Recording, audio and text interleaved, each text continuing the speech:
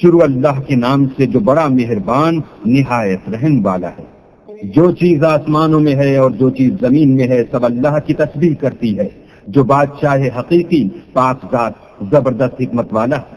وہی تو ہے جس نے ان پڑھوں میں انہی میں سے محمد صلی اللہ علیہ وآلہ وسلم کو پیغمبر بنا کر بھیجا، جو ان کے سامنے اس کی آیتیں پڑھتے اور ان کو پاک کرتے اور اللہ کی کتاب اور دانائی سکھاتے ہیں۔ اور اس سے پہلے تو یہ لوگ صریح گمراہی میں تھے، اور ان میں سے اور لوگوں کی طرف بھی ان کو بھیجا ہے جو ابھی ان مسلمانوں سے نہیں ملے، اور وہ غالب حکمت والا ہے۔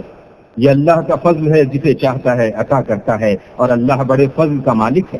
جن لوگوں کے سر پر تورات لدوائی گئی پھر انہوں نے اس کے بارے تعمیل کو نہ اٹھایا، ان کی مثال گدھے کسی ہے جس پر بڑی بڑی کتابیں لدی ہوں۔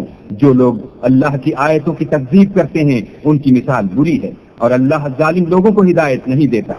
کہہ دو کہ اے یہود، اگر تم کو یہ دعویٰ ہو کہ تم ہی اللہ کے دوست ہو اور لوگ نہیں، تو اگر تم سچے ہو تو ذرا موت کی آرزو تو کرو، اور یہ ان اعمال کے سبب جو کر چکے ہیں ہرگز اس کی آرزو نہیں کریں گے، اور اللہ ظالموں سے خوب واقف ہے۔